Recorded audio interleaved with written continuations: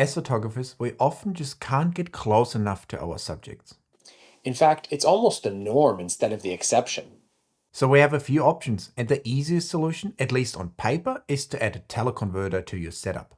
But not so fast. Teleconverters cost you a stop of light, they cost you sharpness, and they're kind of annoying to take on and off. So are teleconverters the way to go, or are there better ways to get great results? Well, one thing's for sure, if I was in the market for a new teleconverter or any other gear for that matter, I would be getting it at Camera Canada. And that's this week's episode sponsor. It's where I get all my gear, and I think it's where you should too. And if you want to get a specialty from them, make sure to use the code BIRDPHOTOSHOW.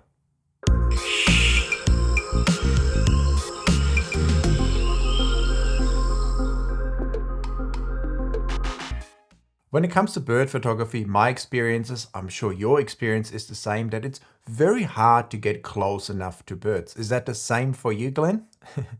Well, I have my little buddy here. That doesn't Certainly help, get does it? I can no, I can get lots really close to her, that's for sure.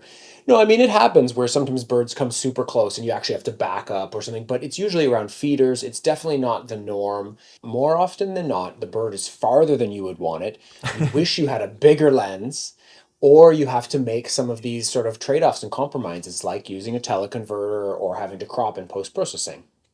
And even if you have one of those big wide lenses or big black lens, oftentimes even like 600 millimeters, for instance, is still not enough to get a small bird like a hummingbird or little robin here frame filling. You can be right at the minimum focusing distance. You're shooting at 600 millimeters or more, and the bird is still tiny in your frame. Now, the best way to get more pixels onto our subject is definitely to get closer to them, but we all know that's often not possible. You might be restricted by a boardwalk, or there's a lake between you and the bird. So at some stage, it's just impossible to get closer. And then we could get a bigger lens, but that's obviously expensive. And at some point, you're also maxed out with whatever lens you're getting. So we need more helpers to get us where we need to be. Obviously, everybody knows about teleconverters. For the most part, we have a 1.4 or a 2 times converter. And what these things do is it's an extra little magnifying lens that gives you essentially more reach. So in the 1.4 case, it gives you 40% more reach, but it does come at a cost. It takes away a stop of light from the image. So if you were shooting, let's say, for example, with a 600 millimeter f4, now you're shooting with an 840 millimeter f5.6. So you've lost that light, and that means probably you're going to have to shoot at a higher ISO or you're going to have a lower shutter speed. On top of that, we're also losing a little bit of sharpness, so we might have to stop down a bit more, but then we're losing even more light. And when you put on a teleconverter, it also changes how much depth of field you're getting onto your subject. Especially if you're quite close, it can happen that only parts of the bird will now be in focus instead of the whole bird. So if the teleconverter comes with all of these drawbacks, why don't we just use the in-camera crop mode that a lot of these new mirrorless cameras have? Well, that can be a good option, but we have to realize that while it looks like we are sort of zooming in or cropping into our subject, what we're actually doing is we're cropping into our files. So if you're using the internal crop mode in your camera in Canon like 1.6 or 1.5 and Nikon and Sony, for instance, you're not actually gaining more pixels onto your subject. You're basically just performing an in-camera crop.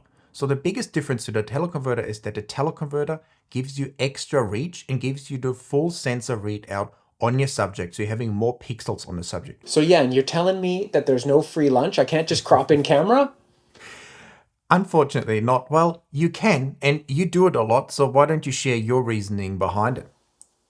I do like to use the in-camera crop mode often when I'm in the field, especially doing field photography, walking around like, little warblers up in the trees or whatever, where I absolutely know that those birds are never going to be full frame. And there's a couple reasons why I like to use it. As you say, ultimately you would have the same image at the end of the day if you just took it in full frame mode and cropped it in Photoshop later. But when I'm in the field, it's a lot easier for me to sort of see the pose that the bird's doing if the bird is bigger in my viewfinder. It's more enjoyable when you're taking pictures to see the bird bigger as well. So there's that. I don't think there's really much of a performance gain as far as autofocus because technically the camera is still seeing the whole sensor. So that's Yeah. not really an issue. There are some other benefits to doing it. So for example, if you're shooting like a high frame rate, taking like bursts of images, obviously the camera only has to write a smaller file size to the card. Therefore, Okay. it can do more faster and clear the buffer. Also, of course, it's taking up less space on your card. It's taking up less space later on your computer's hard drive. It's quicker to download the files, etc., etc. So there are some reasons to do it. But at the end of the day, it doesn't solve our main problem of getting more pixels on the subject. Well, you actually make it sound quite compelling, and it definitely helps you as well if the bird is bigger in your frame to just find it among the branches, for instance. But I think you said one very important thing here, and that is that you only use it when you know that you would have to crop a lot anyway. So if the bird is quite small in your frame, because I usually don't use it because I'm always afraid something amazing will happen. And then I actually like clip a wing by accident while I'm in crop mode. And then I would feel pretty silly because I feel like I could have gotten the whole scene, but now because I was in Yeah. crop mode, I cropped something off. No, for sure. For flight photography or anything dynamic where you're trying to track, it's not the mode to use. Another thing is you need a camera with a certain number of megapixels, right? So for example, shooting with the R5, a 45 megapixel camera, I can go into the 1.6 crop mode and still have a 16 or 17 megapixel file, which is, pretty good. But if you're shooting with a camera with only 20 megapixels or 24 megapixels, all of a sudden crop mode doesn't really give you that big of a file. Yes, that can be an issue because on those cameras, you're only left with like 8 or 10 megapixels. And if you have to do some extra cropping afterwards, it might get a little bit slim in your sort of megapixel margin, especially if you intend to sell the files maybe for magazine or print it quite large. So to wrap this up, I think it's important to know that the in-camera crop or cropping afterwards is exactly the same. So you're not gaining anything in camera other than the bird being bigger in your viewfinder by using the internal crop mode. So my choice is usually to not use the crop mode and crop afterwards, but you made some good points why that can also be nice to use it in camera. One area where the crop mode can actually make sense is if you're doing video, because you're able on a camera like the R5 for instance to still get the full 4K readout if you're shooting with a 1.6 crop factor. So sometimes if the subject is a bit further away, I like to go into the crop mode on the camera, allowing me to still get a nice full resolution 4K file, but cropped into a much larger focal length. So in-camera crop or cropping afterwards doesn't give us more pixels onto the bird. The main option we've discussed so far is the teleconverter that does that, and there's one more option, isn't there? Yeah, that's right. And the other option is to use a body that has a built-in crop factor. So in the Canon case, for example, it's a 1.6 crop in the R7. And back in the DSLR days, I loved using a crop body, the 7D Mark II, for this exact reason. I mean, you might remember, Jan, when we were shooting together in Australia some years ago and we were shooting a little fairy run, and I was with my 7D with no converter, and you were with your 5D, and you were putting on a converter because you wanted more pixels on the subject. So I could use the lens with no converter, faster shutter speed, or a lower ISO, and you had to crank those settings up. Definitely, that was one of those moments where I felt a little bit inadequate with a full frame camera because I actually had to use higher ISOs, stop down a little bit more, and use slower shutter speeds. And at the same time, the bird was still a little bit smaller in the frame than on your crop camera. So there's definitely certain scenarios where it really helps to have a crop camera. Yeah, and if you don't have a really big lens, then obviously it's super helpful to have a crop body. The only problem is, at least right now, is that they're often kind of lower spec'd out cameras and may not have some of the features you're after. And that's definitely the case right now with the mirrorless offerings. So we've run through some things here. Jan, what's your go-to option here when it comes to trying to get more pixels on the subject? For me, it's teleconverters. I definitely don't shy away from grabbing them out of my camera bag and putting them onto my lens because I feel like it gives me the best options to still have large enough files with more pixels on the bird that then I can still crop afterwards if need be. And you know what the reality is that in the new mirrorless cameras, the ability to shoot at the higher ISOs has made using teleconverters almost a no-brainer because we can use those higher ISOs to still have a decent shutter speed, and with the right post-processing techniques, we can get great image quality. Back in the day, when we were afraid to even go to like ISO 1600, you had a tougher decision to make. And you might still, if you're shooting in the really dark rainforest or something like that, you might still be like, ooh, I probably don't want to lose a stop of light here. But in most circumstances, most of the time, if you're using a fixed focal length lens, you're going to want to go for that teleconverter over pretty much any other option. And even a lot of zoom lenses these days are also capable of taking teleconverters, like the Canon 100 to 500 millimeter, for instance. You see that pink robin head behind me there that was taken with the 100 to 500 millimeter lens with the 2x extender, and I still got a really nice result. Obviously, with the zoom lens especially, your f-stops get a little bit tricky, so you have to use very high ISOs, because if you have a lens that's open at like f7.1 or something with the 1.4 extender, you're already at f10, so it becomes a little bit tricky, but you still can get some fantastic results. Also because the autofocus systems of the mirrorless cameras are so much better now. With DSLR cameras, it was a real struggle. You put a teleconverter on and you could feel how the camera was just having to work harder, and it was hard to get the same sort of results. Whereas now I've been photographing tiny as your kingfishers in full flight with a 300mm f2.8 lens and a 2x extender attached, and it wasn't really a problem at all. So as you say, with the higher ISO capabilities and the better autofocusing capabilities, using teleconverters has actually become so much better. Yeah, that's a great point. I mean, I have the 2x converter as well, and I actually tried to sell it a few times because I never used it with my DSLR camera. And when I got the R5, I thought, oh well, maybe I'll, it's a full frame camera, so maybe I'll try it with the 2x. And I was amazed at how good it worked with all of a sudden that more sophisticated autofocus technology where it could really, really nail that focus. So don't be afraid to use teleconverters. But there are definitely some drawbacks to using them. I mean, if you wanted to get an RF 1.4 and 2x teleconverter, what is that going to set you back these days? Yeah, I think for most brands, it's right around $1,000 for the pair of teleconverters. So it's definitely not cheap, but in my opinion, it's a worthwhile investment. The main downsides with teleconverters really is the loss of the stop of light. You're Hmm. losing a bit of depth of field, and you used to lose a lot of sharpness on your images. But I feel like with the more modern lenses and more modern teleconverters, that has kind of been negated a bit, and you can still get Hmm. fantastic results, as you say, with a 2x extender now. But how do you sort of deal with the loss of sharpness, the depth of field, and also the loss of light? Well, one little tip is that if you have enough light, like if you're out shooting on a nice, fairly bright conditions, whenever you're using a teleconverter, stopping down a little bit will definitely improve the Yeah. optical quality. So for example, if you were using 300 2.8 and you put a 2x on there, you're at 600 5.6. If you could go to f8, you're going to Yeah. see definitely a noticeable improvement in image quality. So that's something you can keep in mind. But obviously, if you're using a zoom lens with a slower aperture, and then you put a converter on there, and then you try to stop down, that just Yeah. starts to fall apart. Your mileage may vary when it comes to using teleconverters on zoom lenses.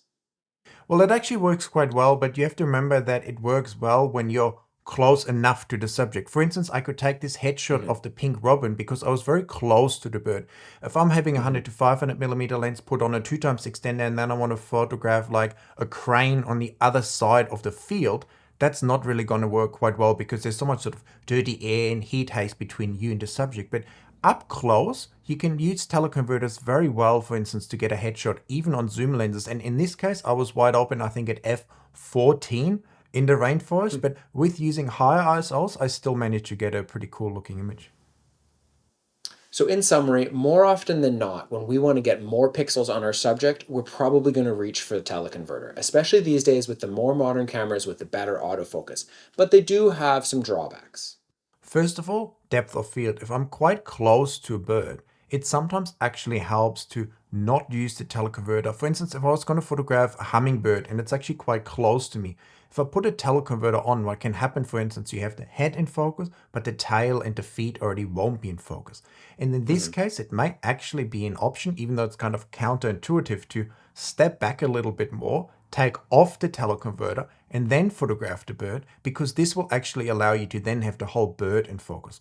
Of course, you Mhm. could use the teleconverter and stop down one or two or three stops, but that's often not really possible, especially if you're in dark environments. So sometimes if you need more depth of field or the ultimate sharpness, it can help to take the teleconverter off and knowingly go for a larger crop, because at least your whole subject will be in focus. Also, do keep in mind that using a teleconverter can slow down your autofocus. So if you're doing some kind of dynamic action photography, you might want to leave them off. And also, if you're doing action photography, you certainly don't want to be clipping wings or things like that. So you might not want to use a teleconverter if you're doing that kind of photography. And of course, do remember that in those extreme low light environments, deep in the rainforest, early in the morning, late in the day, you just don't have the light to use a teleconverter. So you're probably better off to leave it off. There's actually one more scenario where the teleconverters can really help, and I think you mentioned this in one of our last episodes when I was photographing these fruit doves. Sometimes the birds are really high up in the tree and we can only get a really steep angle on them when we try to get close. So what we can do in the field is actually use our largest, longest lens, use a teleconverter on it. In my case, I used a 2x teleconverter, and then I walked as far back from the birds as possible, knowing that I would have to crop in later, but at the same time using the long lens with the teleconverter allowed me to lessen the steep angle a lot and get away with some nice, almost eye level looking images. So in this case, using a long lens with a teleconverter can be extremely helpful in lessening very steep angles. And now it's time for the tweak of the week. There's one thing in all these RAW conversion softwares that I'm often quite surprised that many people don't use, and that is the section where it says profiles, because this is so basic.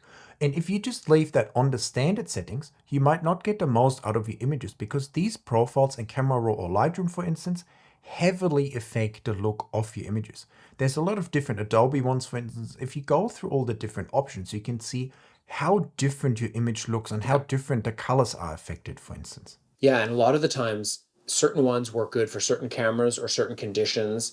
And what can definitely happen is when a new camera comes out and it's not supported yet, it can look terrible using the Adobe profiles. But some smart guys came up with a solution to that, didn't they, Jan? Yes, that's right. Glenn and I made our PROSETS because we felt like there wasn't enough options in the Adobe profiles that are available. So for instance, if there's a lot of yellow or red in your photos, we now have a few more options to kind of tame these and get enough details in it. But whether you use our PROSETS or you don't, even though we recommend that you should, it's definitely important that you know that you have these different profiles and basically all RAW converters available, and that they can heavily influence the look of your images. And really, one of our main goals with the ProSets was just to give you guys better results with sort of one-click options. So we can give you a very easy way to dramatically change the look of your image and get a great starting point. So if you want, you can check them out in the link down in the description. Since we're talking about teleconverters today, there's two more important sections when it comes to the RAW conversion. The first one is the detail section, where we can add some extra input sharpening, which I would recommend, and we can also mask out the background from being sharpened. And to do that, we just move the masking slider to the right hand side by holding down the Option or Alt key, and then all the areas that we see as black are not being sharpened anymore. And so I usually move the slider to the point where the background is nice and black, knowing that I've sharpened the bird, but I don't sharpen any of the noise in the background. And the second section you want to check out is the lens corrections. And here you want to tick remove chromatic aberrations, because with a few teleconverters, especially older ones, you might get a fair few chromatic aberrations around the edges of your subject, and removing these will make the editing process so much smoother. And on that note, it's time for the photo of the week. Thanks for tagging all your images on Instagram with the hashtag BirdPhotoShow. There's over 60,000 photos to choose from now, so it's getting harder and harder, but there's always some awesome ones in there. So what's your first pick this week, Glenn? Well, my first image this week really jumped out at me of this beautiful, I guess it's a black winged stilt. It looks like it was shot on a beautiful sunny day, really nice water conditions. You know, I really like the position of the legs coming in for a landing pose. And like I said, the settings are ideal. But I do think that there's maybe some adjustments to the composition that I would likely make. What do you think about this one, Jan? Yeah, I think overall the image is really nice. It has some nice editing done to it. It has some nice light in it. I really like the blue background. I mean, it's always hard on Instagram to crop the images right because you want to show the bird large, but for a flight shot that often doesn't really work because either it's cramped to one side or it's too centered or too much on the other side. So ideally you might want to present this in like a horizontal crop, but overall I think as presented it's pretty nice. My first images of this amazing, I think, pretty large owl taken in Pune in India. I don't know exactly what the species is. If you guys do, let us know in the comments. But I thought it was an overall really nice image. The editing looks quite nice. There's just one tiny little thing missing from the photo. So what do you think? Well, I have to say, I agree with you. Overall, the image looks great. But, why did you clip his tail off in the photo? I mean, there looks like there was definitely space to move him up a little bit and make sure. This is one of those things where when it looks like an accident, when you've clipped part of a bird, it's really not something you want to do. I mean, if it's a strong crop right across the chest of the bird, it looks like you meant to do it. But if you clip just a small little part of the bird, it always looks like an accident and would generally not be recommended. So let's hope that it's just in this Instagram photo and it's just a little mishap where maybe the crop moved around because he posted more than one photo. So maybe he didn't adjust the second photo. So let's assume it's there in the original picture because I love everything else about it. The out of focus leaves also Yeah. add a lot here because if that was just a blue background, it wouldn't look quite nice. But having that sort of blue background, No. that sort of lower light, the green leaves, I think it's really well done. And the editing overall is pretty decent too. Okay, so for my second image, it's going a very different direction here by Maxp Photo. And it's this really cool silhouette of this gannet. I assume it's a gannet, and the sun setting behind it, beautiful color palette, kind of just sort of, sometimes these very strong silhouettes really jump out at you. And I think this photographer's done a good job of the setting that they had kind of pulling out this really cool image. Yep, very solid image, nice editing, well done. My second image is of this awesome little Zwergschnapper. I'm just saying the German name because I'm not entirely sure of the English name. I think it's a red-breasted flycatcher, but I'm not entirely sure, so correct me if I'm wrong on the name again.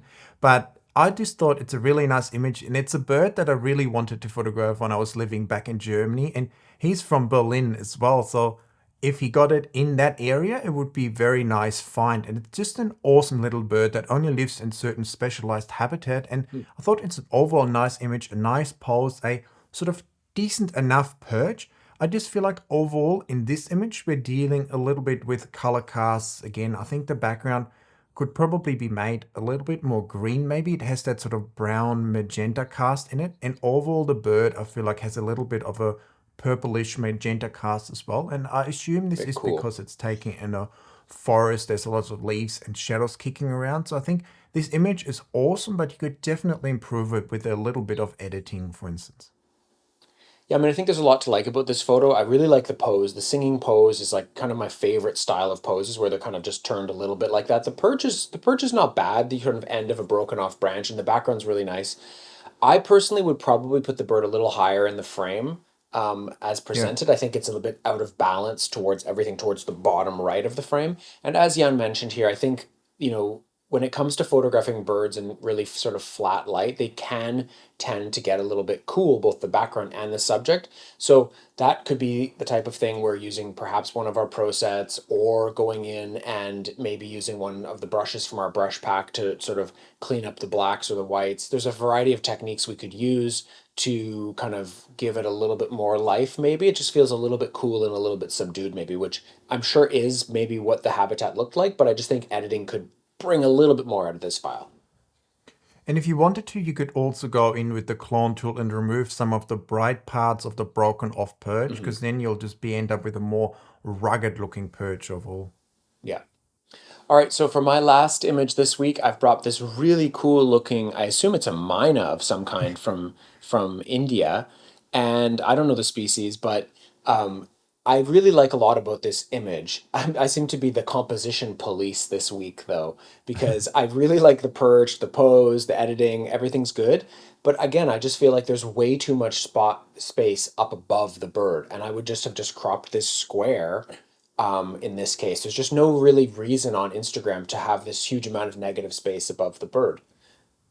Yeah, I agree. I would either crop it square or move the bird higher up in the frame. And this Yeah. image is interesting because I always visually struggle a little bit with a lot of out of focus areas in the images. For instance, here, this may have been taken with a converter, and then you're getting a lot of out of focus areas either on the bird, or in this case, the most interesting part of the perch is actually out of focus. So this is where Mm. my eye's drawn to a little bit, also because it's so very, very bright on the very left-hand side of the frame. So I'd probably dull that down a little bit so it's not drawing so much attention to it. But overall, it's a really nice photo. But if I can, I would always try to align myself a little bit more with the perch so more of it is in focus, or maybe stop down a little bit more because the background feels like it could have taken a bit more depth of field. Mhm. It looks like we're not that good with our bird names today, but this one I know because it's written in the caption. It's a thick-billed Oh, that's green good. pigeon. And I definitely have a soft spot for awesome looking, crazy colored pigeons and fruit doves. We have a few around here and I love photographing them. And this is definitely one I would love photographing as well. Because I think in Europe or North America, most pigeons are just sort of gray. So seeing these Kind of boring, crazy yeah. ones here, it's pretty awesome. And in this case, I thought this image suits this episode quite well because we have certain challenges because we ideally want more pixels on this bird because I feel like the composition at the moment is nice with the rain, but the perch itself just sort of feels like it's one stick that's sort of just hanging out somewhere. It doesn't really help with the composition. So ideally, I mean, I don't know how much of a crop this is already or if they already used a teleconverter, but in an ideal world, what I would have liked to do is add a teleconverter so I have the bird a lot larger in the frame, more pixels on the bird to have a slightly more pleasing composition because I feel like at the moment the bird looks a little bit lost in this frame. But other than that, like the editing and everything else, I think is pretty nice. It's just really the composition here that could use some tweaking. And you're the master of that, hey? Well, I was just going to say the composition police is coming back in. Yeah, I mean, I can see exactly what this photographer was doing. They didn't want to crop off the branch on the right, basically. And Yeah. in doing so, the bird is too far to the left. And it's also just too small in the frame to make a strong impact in the image. It's a beautiful bird. Of course, we don't know how much you've already cropped this Yeah. image. If in the field you could have whapped on a converter or gotten closer, of course, that would have been great.